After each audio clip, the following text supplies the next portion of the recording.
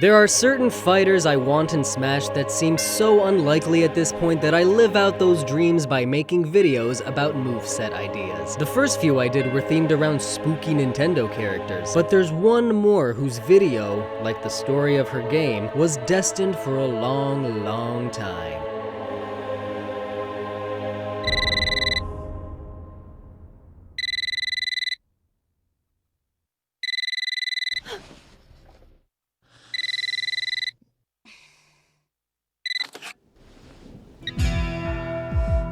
Hello?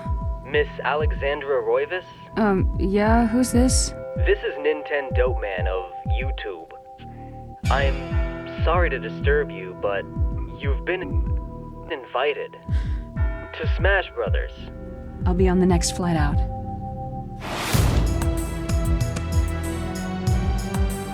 Eternal Darkness: Sanity's Requiem is a survival horror game for the Nintendo GameCube.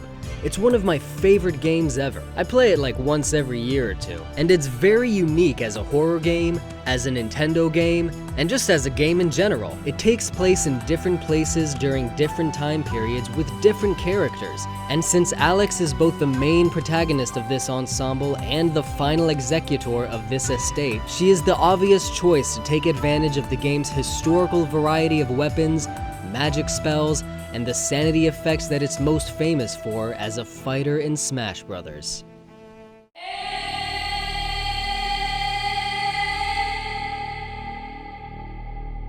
Sakurai and his team craft and code such amazing models and animations for the fighters that they practically outdo the actual games they're from, and seeing an up-resed Alex Roivas would turn my nightmares into dreams. Her alts can change her black clothes to red, green, blue, and purple, the colors of the 4 ancients, as well as yellow for the cancelled 5th ancient, and 2 more color schemes representing Pius Augustus and Grandpa Edward. Alex enters the stage by teleporting similarly to the Array and Trapper dimensions. She has the 3 same movement speeds, walking, running, and sneaking, and her idle animation is placing a hand on her hip and examining her surroundings. Combat in Eternal Darkness revolves around locking onto enemies and using the control stick to aim at different limbs. And in Smash, it can work the same way. The neutral standard can stab the body, the side standard can swipe at the arms depending on which direction you're facing, the up tilt can strike the head, and the closest thing that resembles a down tilt is actually the finishing moves. Alex's main weapon is the Gladius,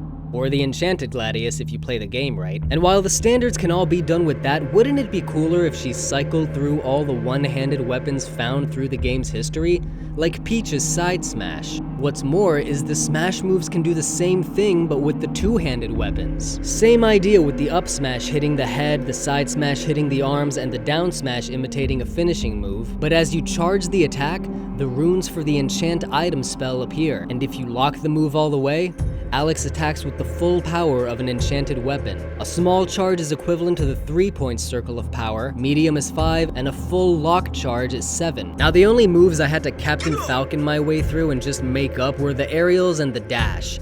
Her dash attack can just be a sword attack similar to Link's. All directions of her aerials can also be worked around the Gladius, or around the same idea as her standards and smashes with the many different firearms of the game. I realize that makes no sense, but I couldn't fit them anywhere else. The bind spell caused the creature it was cast on to change alignments, and it's the closest excuse I could think of to let Alex take psychic control over opponents and force them in all 4 compass directions. Coincidentally, Eternal Darkness has a shield spell that conjures up orbiting magic particles that vanish with each hit. Around the shrinking pink bubble, the same dots circle and fade away, 2 in each color, and her shield roll is just a dive. The neutral special is the magical attack spell, which can be charged but not pocketed. The down special can work the same way for the summon creature spell. Small charge summons a trapper, medium for a zombie, and full charge summons a horror. And these monsters attack opponents like they do in-game, but they can also be destroyed much quicker. Her side special is throwing the enchanted Gladius like a boomerang, just as in the final battle with Pius. And her recovery is,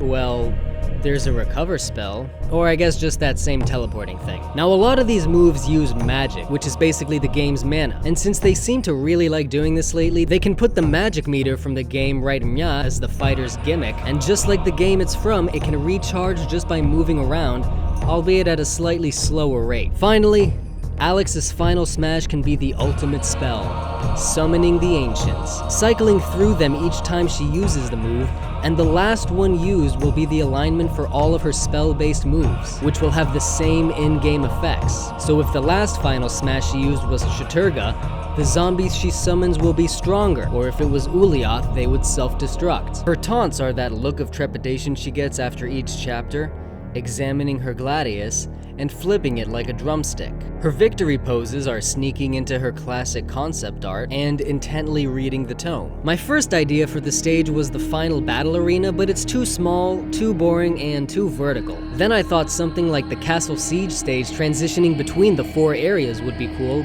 but too complicated. So I settled on the Roivas estate as a stage similar to Luigi's Mansion. And the game's soundtrack has a good amount of atmospheric yet adrenaline-pumping tracks to fill things out. I may have been half joking about Pyramid Head, but if there really was to be a survival horror rep in Smash, there's a better chance it would come from Nintendo's treasured reserve of IPs. Eternal Darkness is a great game, and Alex Roivas would be a great fighter. So if you think so too, smash that like button, leave a comment, sub to the channel, cause if that actually happened, I would lose my mind. Is it really happening?